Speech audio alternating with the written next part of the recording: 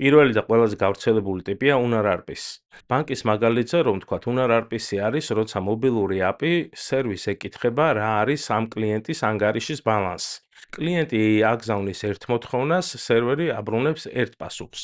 ანუ ბალანს ზუსტად ისე, როგორც REST-ში. get/balance. უბრალოდ gRPC-ში ეს არის მკაცრად აღწერილი მეთოდი და არა უბრალოდ URL და JSON-ი. მეორე ტიპი არის server streaming RPC. წარმოიდგინეთ, რომ კლიენტი აპლიკაციაში ხსნის ტრანზაქციების ისტორიას ბოლო 5 წლის განმავლობაში. თუ მონაცემები ბევრია, სერვერს შეუძლია არ დაელოდოს ყველაფრის ერთიანად დამუშავებას და ტრანზაქციები ეტაპობრივად გაუგზავნოს კლიენტს. ეს არის server streaming RPC. კლიენტი აგზავნის ერთ მოთხოვნას, ხოლო სერვერი აბრუნებს ტრანზაქციების ნაკადს, მაგალითად 20 ჩანაწერს. მესამე ტიპი არის უკვე client streaming RPC. ძალიან კარგი მაგალითია ამისთვის KYC პროცესი.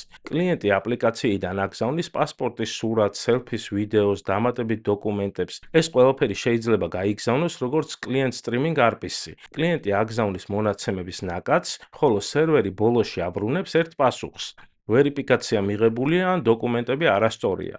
მეოთხე და ყველაზე მოქნილი ტიპია ორმხრივი სტრიმინგი. ორმხრივი სტრიმინგი ხშირად გამოიყენება fraud monitoring-ში. ტრანზაქციების სერვისი აგზავნის ტრანზაქციებს რეალურ დროში. fraud სერვისი კი პარალელურად აბრუნებს პასუხებს, მაგალითად OK, block card და ასე შემდეგ. ორივე მხარე დამოუკიდებლად აგზავნის მონაცემებს, არ ელოდება ერთმანეთს. ეს არის bidirectional streaming RPC.